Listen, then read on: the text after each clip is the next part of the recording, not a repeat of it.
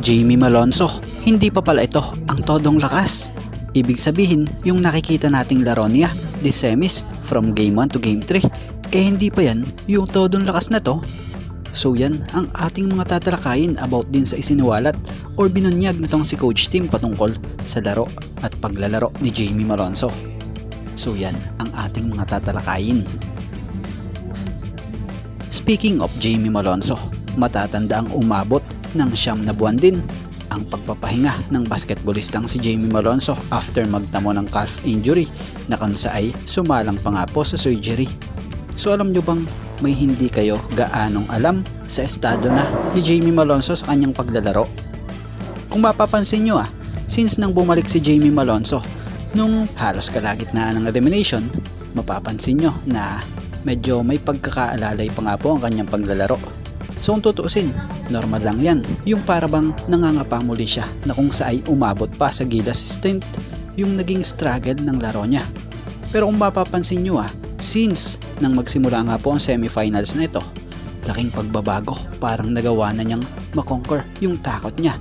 So syempre, hindi biro kasi yung injury na tinamo nito talagang napakasakit noon. So ngayon, maging si Coach Tim, isa sa naging masaya sa pinakikitang improvement sa laro ni Jamie Malonzo na kung saan unti-unti na nga pong bumabalik sa dating form.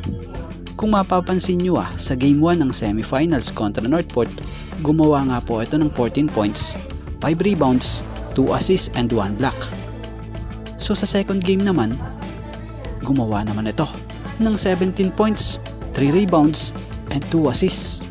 At pagdating nga po ng Game 3 mas tumaas pa nga ang naging performance niya na kung saan tinanghal pa nga siyang best player of the game na kumamada ng 25 points with 8 rebounds. So alam nyo bang sa nilaro nitong si Jamie Malonzo, ito pala hindi pa 100%. Ayon kay Coach Tim nga, 85% na yung Jamie Malonzo.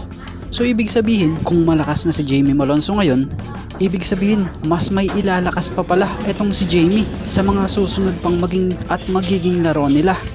Na kung saay nararamdaman na rin ni Jamie Malonzo na okay na rin yung pakiramdam niya, gaya ng nasambit niya sa isang interview sa kanya. Oh, it feels great. It feels great.